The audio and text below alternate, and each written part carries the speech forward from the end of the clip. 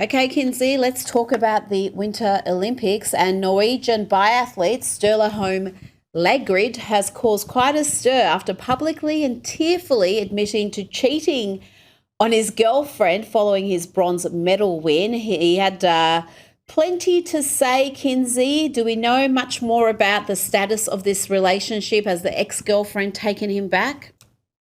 Absolutely not. She's not buying the grand gesture. The Olympic medalist's ex says it's hard to forgive after his cheating, accusing him of turning their breakup into an Olympic spectacle. According to the tabloid Ooh. BG that spoke to her, she stressed she wanted to remain anonymous. She says even a worldwide declaration of love isn't enough to repair the betrayal.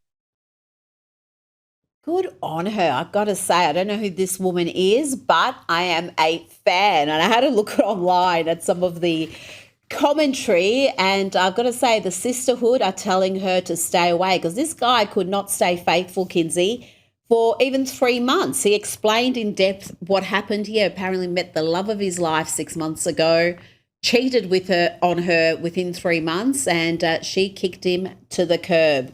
Now, I want to ask you about the TV ratings around the Super Bowl. We heard a lot of fake news about it being the most watched halftime show ever, but that doesn't seem to be accurate because there seems to be quite a dip in the audience numbers. Nearly 10 million people stopped watching the Super Bowl during the halftime show.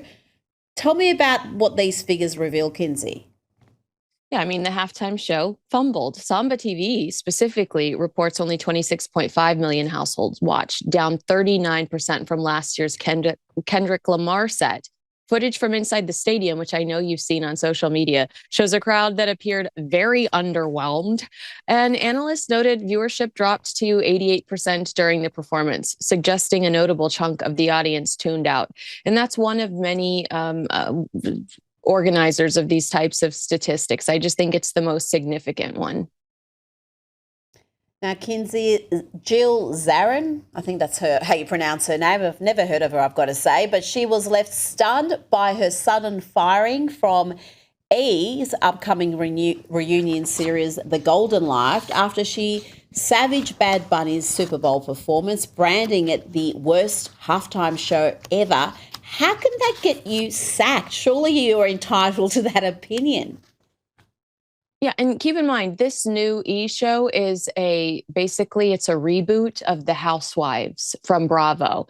I'm actually pretty shocked by this story. Reality show housewives aren't necessarily known for socially acceptable behavior. These are the same women that flip dinner tables over. And a source close to Jill asked, if someone was offended, why couldn't this have been a teachable moment for the program? Why couldn't this have been a storyline? I completely agree. We don't debate anymore. That's not healthy. This woman was just fired for saying what half the country was complaining about. And I think it will hurt this reboot.